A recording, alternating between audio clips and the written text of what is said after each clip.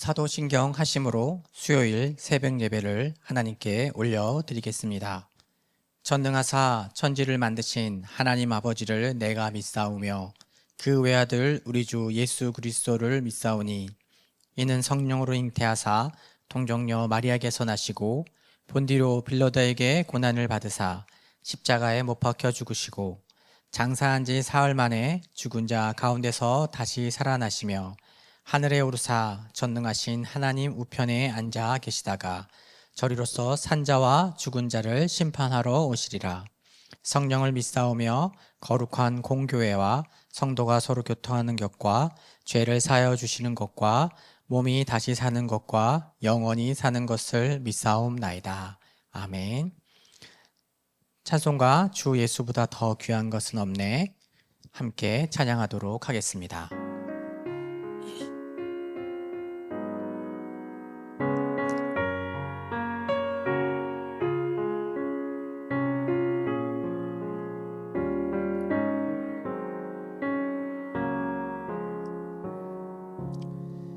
주 예수보다 더 귀한 것은 없네.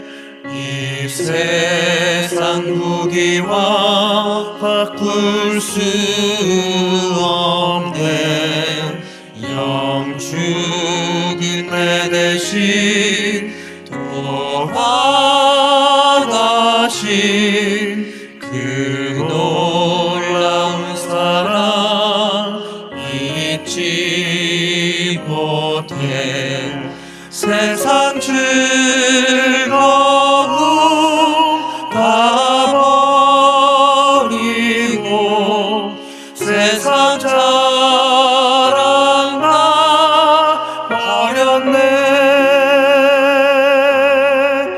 주 예수보다 더 귀한 것은 없네. 예수밖에는 없네. 주 예수보다 더 귀한 것은 없네. 이 세상 명예와 바꿀 수 없네. 이전에 즐기던 세상 일로 주 사랑하는 마음 잊지 못해. 세상 즐거움 다 버리고 세상 사랑 다 버렸네. 주 예수보다 더 귀한 것은 없네. 예수밖에는 없네. 주 예수보다 더 귀한 것은 없네. 이 세상 행복과 바꿀 수 없네. 유혹과 핍박이 몰려와도 주 섬기는 내 맘 변치 않아. 세상 즐거움 다 버리고 세상 사랑 다 버렸네. 주 예수보다 더 귀한 것은 없네. 예수밖에는 없네. 아멘. 오늘 아침 우리에게 주신 하나님 말씀은 마가복음 6장 7절부터 16절까지의 말씀입니다. 우리 말씀을 함께 읽도록 하겠습니다. 12 제자를 부르사 둘씩 둘씩 보내시며 더러운 귀신을 제어하는 권능을 주시고 명하시되 여행을 위하여 지팡이 외에는 양식이나 배낭이나 전대의 돈이나 아무것도 가지지 말며 신만 신고 두벌옷도 입지 말라 하시고 또 이르시되 어디서든지 누구의 집에 들어가거든 그것을 떠나기까지 거기 유하라. 어느 곳에서든지 너희를 영접하지 아니하고 너희 말을 듣지도 아니하거늘 거기서 나아갈 때에 발 아래 먼지를 떨어버려 그들에게 증거를 삼으라 하시니 제자들이 나가서 회개하라 전파하고 많은 귀신을 쫓아내며 많은 병자들에게 기름을 발라 고치더라. 이에 예수의 이름이 드러난지라 헤롯 왕이 듣고 이르되 이는 세례 요한이 죽은 자 가운데서 살아났도다. 그러므로 이런 능력이 그 속에서 일어나느니라 하고 어떤 이는 그가 엘리야라 하고 또 어떤 이는 그가 선지자니 옛 선지자 중에 하나와 같다 하되 헤롯은 듣고 이르되 내가 목벤 요한 그가 살아났다 하더라. 아멘. 오늘도 새벽 예배 가운데 나오신 여러분 모두를 주님의 이름으로 축복합니다. 어느덧 명절의 막바지입니다. 여러분 어떻게 잘 보내고 계십니까? 하나님의 말씀이 우리의 삶 가운데 늘 함께하기를 축복합니다. 오늘 우리가 읽은 말씀은 예수님께서 제자들에게 복음을 전파하기 위해 전도 여행으로 보내시는 내용입니다. 예수님의 말씀을 따라 전도 여행을 떠난 제자들은 놀라운 역사를 보게 됩니다. 또한 이 소식을 들은 헤롯이 두려움에 잠기게 되는데요. 마가복음은 복음서 중에서도 역설과 역전의 미학이 아주 잘 드러나는 그런 말씀입니다. 그런 특징을 한번 같이 살펴보고 싶습니다. 오늘 본문에서는 두 가지 정도의 내용을 깊이 묵상하고 나누고 싶은데요. 먼저 7절 말씀을 함께 읽어보도록 하겠습니다. 7절 말씀 읽겠습니다. 시작. 12 제자를 부르사 둘씩 둘씩 보내며 더러운 귀신을 제어하는 권능을 주시고. 이 부분이 재미있습니다. 어떤 부분이 재미있냐면 전도여행을 보내시는데 둘씩 둘씩 보내셨다는 것입니다. 예수님께서 왜 그렇게 하셨을까요? 예수님께서 제자들에게 권능을 주시며 보냈다는 말씀이 있기 때문에 이렇게 2명씩 보냈다는 부분이 저에게는 새롭게 다가왔습니다. 여러분 슈퍼맨이 싸울 때 누구랑 같이 싸우는 거 보셨습니까? 슈퍼히어로, 힘이 센 존재는 혼자 싸워도 충분합니다. 혼자 싸워도 충분히 이길 수 있기 때문입니다. 예수님께서 제자들에게 권능을 주셨습니다. 효율성을 생각한다고 하면 한 명씩 각자 더 많은 지역으로 더 많은 사람으로 보내는 것이 좋을 것 같은데 왜 예수님께서 2명씩 짝을 지어 보냈을까요?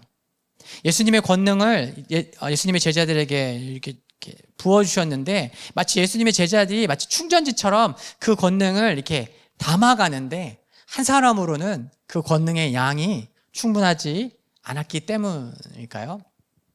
가끔 여행을 하다 보면 요즘은 이제 전자기기를 많이 갖고 가니까 이렇게 충전지 같은 걸 갖고 다니지 않습니까? 저도 충전지가 있는데요. 요즘 후회를 합니다. 왜 후회하냐면 이제 사용하는 그 전자기기가 많으니까 처음에 살 때 용량 큰 거 샀어야 되는데 용량이 이제 작은 거예요. 그래서 하나로 안 되니까 이제 2개씩 갖고 다니고 있습니다. 마치 예수님께서 제자들을 보내시고 제자들 각 사람에게 권능을 부어주셨는데 그 권능의 총량이 제자들 한 사람 한 사람에게 부어주어도 충분하지 않아 2명씩 같이 보내셨던 것일까요?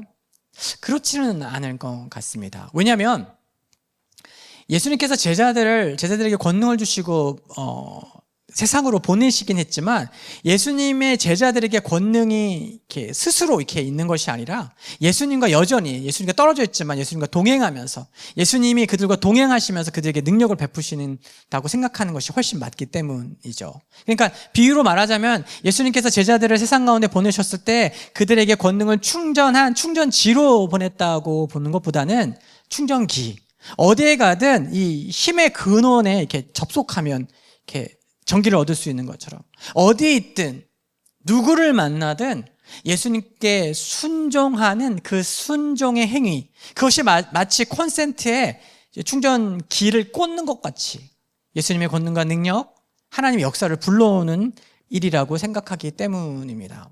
그렇습니다. 사랑하는 여러분, 우리는 하나님의 권능을 우리 자신이 소유할 수는 없습니다. 우리에게 어떻게 권능이 임할 수 있습니까? 우리에게 권능이 있을 수 있습니까? 우리가 그분께 연결되어 있을 때 가능한 거예요.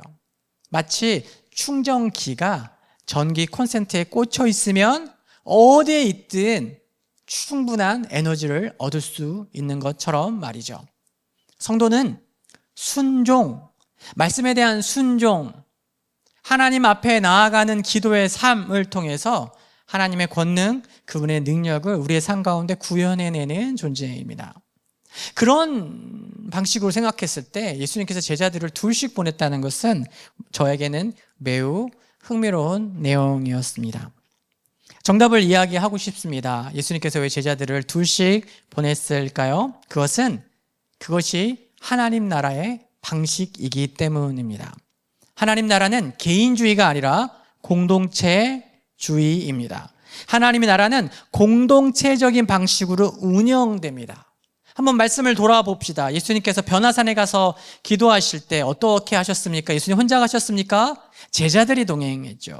겟세마네 동산에서 마지막 그 간절하게 기도하실 때도 잠깐 떨어져 있긴 했지만 제자들과 함께 하셨습니다. 그렇습니다. 하나님 나라의 방식은 공동체적입니다. 함께 있는 것이지요. 더 근본적으로 이야기를 해보면 하나님 자신이 존재하실 때 공동체적으로 존재하십니다. 표현이 어렵다고 느껴지실 수 있지만 우리가 교회에서 늘상 쓰는 표현이에요. 삼위일체 하나님. 삼위일체란 무엇입니까? 삼위, 여기서 위는 영어로는 person이죠. 인격을 가진 존재, 세 명의 인격을 가진 존재가 일체, 하나를 이뤘다는 것입니다. 그러니까 여러분, 하나님은 어떻게 존재하십니까? 삼위일체로 존재하십니다. 완벽한 개성과 능력과 성품을 가지신 세 분이 완전한 통일성, 하나를 이루고 있다는 것입니다. 이 땅의 지혜로는 그 삼위일체의 그 신비를 깨달을 수가 없습니다. 이해할 수 없어요. 그냥 그런가 보다. 그렇다고 이야기하니까 그렇게 생각할 수밖에 없습니다. 왜냐하면 삼위일체로 존재하는 그 존재 방식이 더 높은 수준의 존재 방식이기 때문입니다. 존재 방식이란 무엇입니까? 생명 방식이라고도 바꿔 쓸 수 있는데요. 여기 오늘 온라인으로 예배드리신 여러분 모두 언젠가 먼 옛날에, 어떤 분은 먼 옛날은 아니지만 엄마 뱃속에서 태아로 살았던 경험이 있으시죠? 기억을 하시는 분은 없겠지만 우리는 모두 다 태아의 시절이 있었습니다. 태아의 생명 방식은 어떻습니까? 어머니 뱃속에서 아이가 음식 입으로 이렇게 먹습니까? 이로 씹습니까? 코로 숨을 쉽니까? 아니요, 그렇지 않죠. 어머니 태에서 아기는 탯줄을 통해서 산소와 영양분을 공급받습니다. 많이 큰 아기는 입으로도 무언가를 조금 양수를 마신다는 이야기도 하지만 근본적으로 태아는 어머니와 연결된 탯줄을 통해서 산소와 영양분을 공급받습니다. 그것이 태아의 생명 방식입니다. 그러나 여러분, 여전히 이 땅 가운데 태어나시고도 엄마와 탯줄로 연결돼서 음식과 산소를 공급받는 분은 아무도 없으실 거예요. 우리는 모두 입으로 뜯습니다.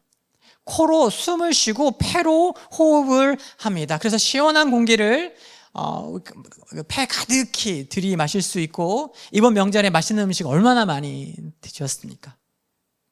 그렇게 입으로 뜯으면서 맛있게 드셨죠. 그러니까 어머니 뱃속에서 탯줄을 통해서 생명이 유지되는 그 생명 방식보다 지금 세상에 나온 우리는 더 높은 방식의 생명 방식으로 살아가고 있습니다. 그렇죠. 그런데 만일 여러분 한번 생각해 보세요. 태아에게 이야기를 하는 거예요. 누군가가 설명을 하는 거예요. 갈비를 뜯는 것을. 태아에게 이야기하는 거예요. 이 명절을 맞아 좋은 산 좋고 물 좋은 데 가서 산소를 공기를 이렇게 들이키는 것을. 태아는 이해를 못할 것입니다. 왜냐하면 태아에게 있어서 생명 방식은 탯줄을 통하여 산소와 영양분을 공급받는 것이기 때문입니다. 그래서 덜 성숙한 존재는 더 성숙한 존재, 더 고급한 존재 방식을 이해할 수 없습니다. 하나님은 우리보다 훨씬 놀라운 분이시죠.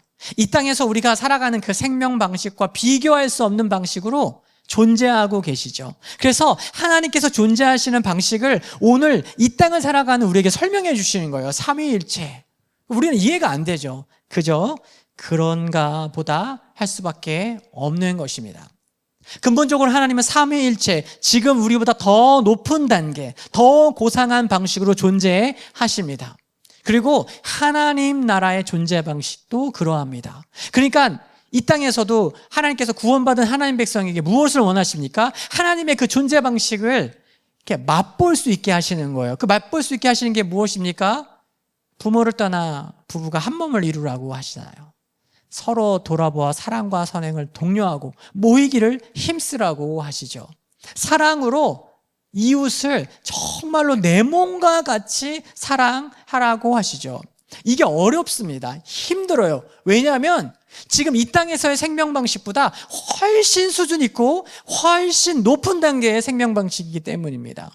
우리가 그런 삶을 기쁨으로 잘 감당하고 순종할 때 어떤 일들이 일어납니까? 우리가 이 땅에서 경험할 수 없는 높은 수준의 기쁨, 평안, 즐거움을 맛보잖아요. 그게 바로 말씀을 순종함을 하는 것을 통해서 이 땅에 존재하지 않는 더 높은 방식의 생명 방식을 경험하고 기뻐하고 축복을 누리는 삶입니다.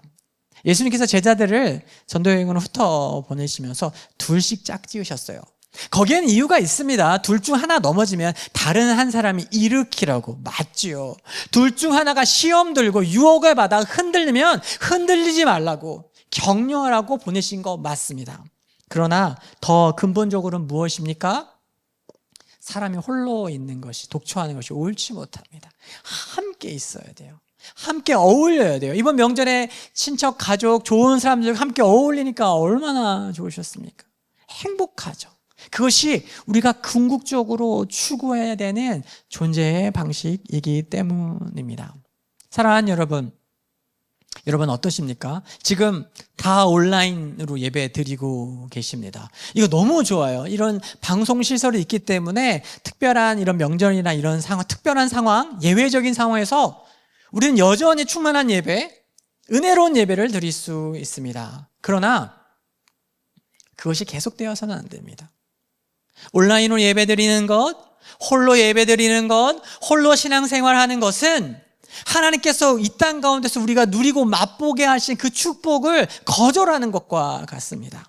우리는 모이기를 힘쓰고 현장 예배를 드리고 다락 모임을 하고 훈련받으며 모이기를 힘써야 합니다.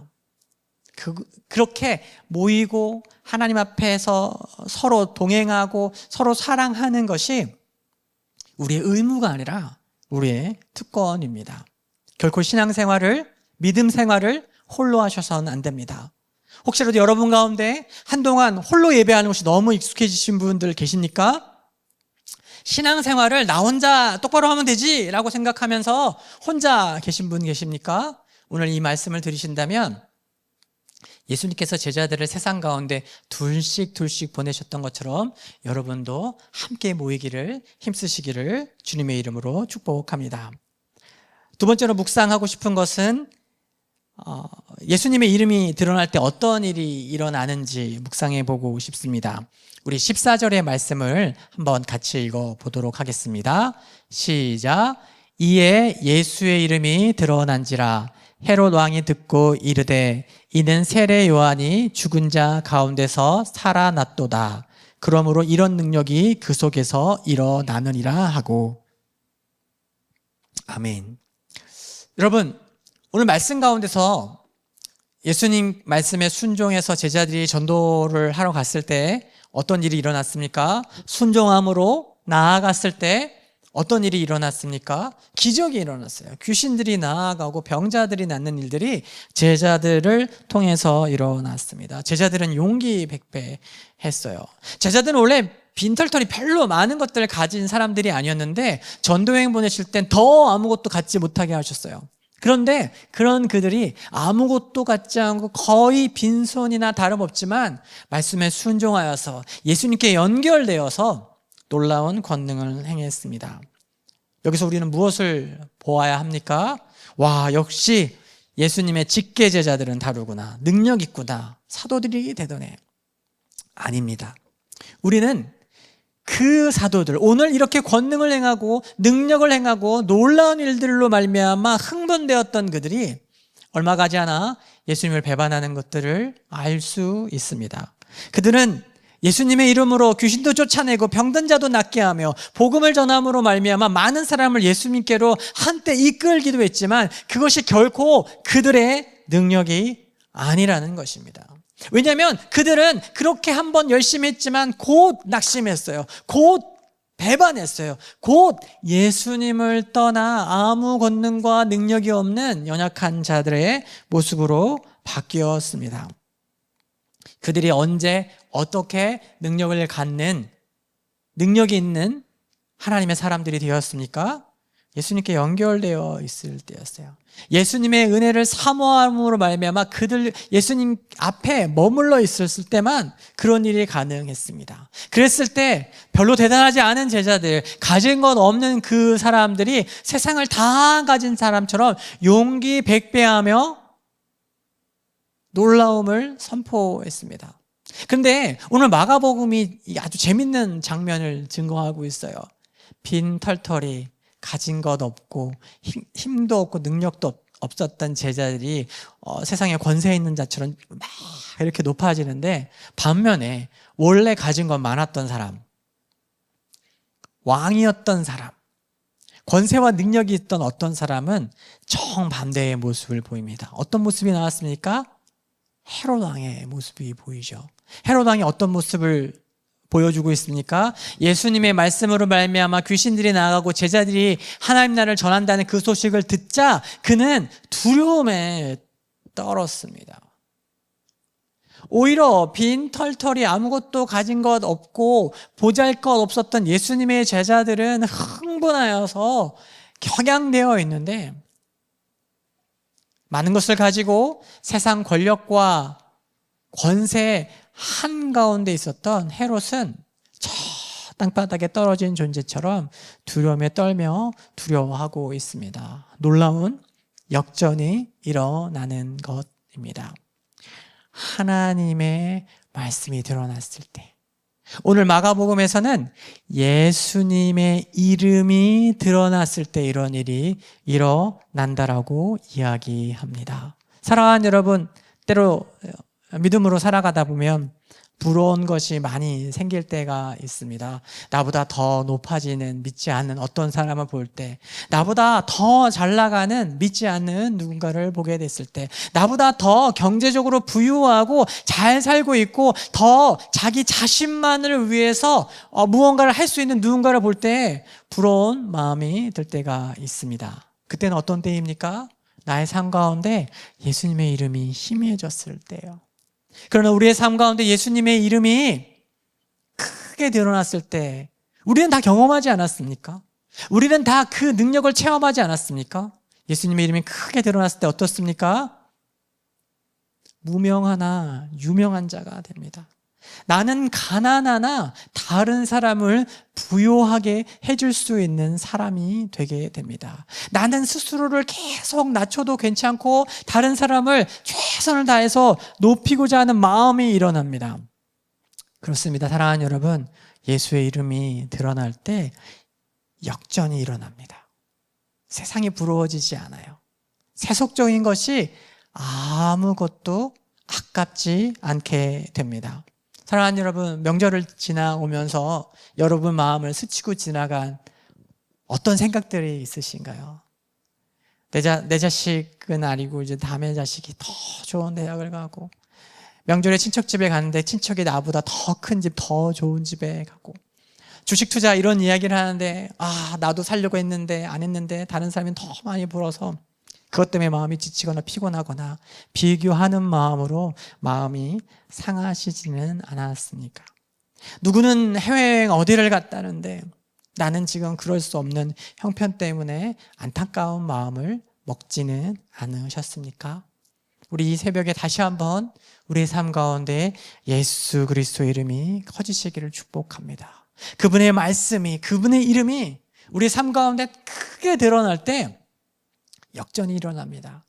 세상 부러울 것 없어지는 것입니다. 이 새벽에 기도할 때 우리의 삶 가운데 그런 역전, 그런 은혜 임하기를 주님의 이름으로 축복합니다. 기도하시겠습니다. 사랑하는 하나님, 감사합니다. 오늘도 하루의 첫 시간을 당신 말씀 앞에 섰습니다. 예수의 이름의 영광을 오늘도 경험하게 하여 주옵소서. 세상을 바라보며 비교하고 낙심하였던 마음이 있다면 회개하니 회복시켜 주옵소서. 예수님의 이름으로 기도합니다. 주기도문 하시도록 하겠습니다.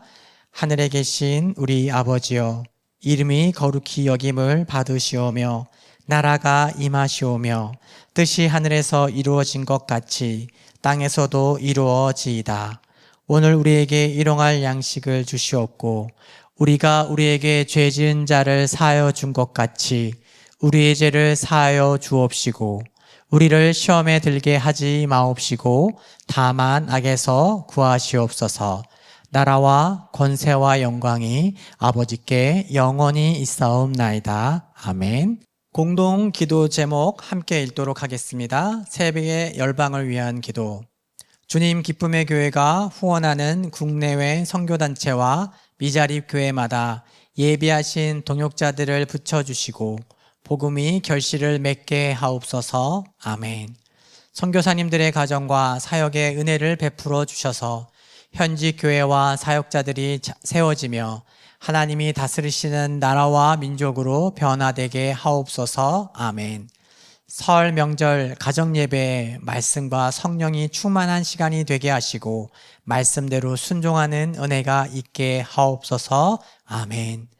오늘 오전 9시 30분부터 방송되는 담임 목사님 CBS 방송 설교 가운데 영혼 구원과 회복의 능력을 경험하는 복의 통로로 사용하옵소서. 아멘. 공동 기도 제목과 개인의 기도 제목 놓고 주여 한번 외치고 기도하도록 하겠습니다. 주여, 하나님 아버지 감사합니다. 오늘도 우리를 부르시고 인도하여 주시는 하나님, 이제 명절을 마무리하며 다시 삶의 현장으로 돌아가는 때입니다. 하나님, 영육간의 강건함을 허락하여 주옵소서. 회복한 그 마음으로 다시 한번 가족과 교회와 나라와 민족을 위해서 기도하게 하시고 멀리 선교사님들, 하나님 나라와 그 영광을 위해 헌신하는 자들을 위해서도 함께 중보하며 섬길 수 있는 우리 모두가 될 수 있도록 도우시며 주님 기쁨의 교회 위에 성령의 충만을 넣으시고 우리와 함께 하시고 인도하여 주시옵소서.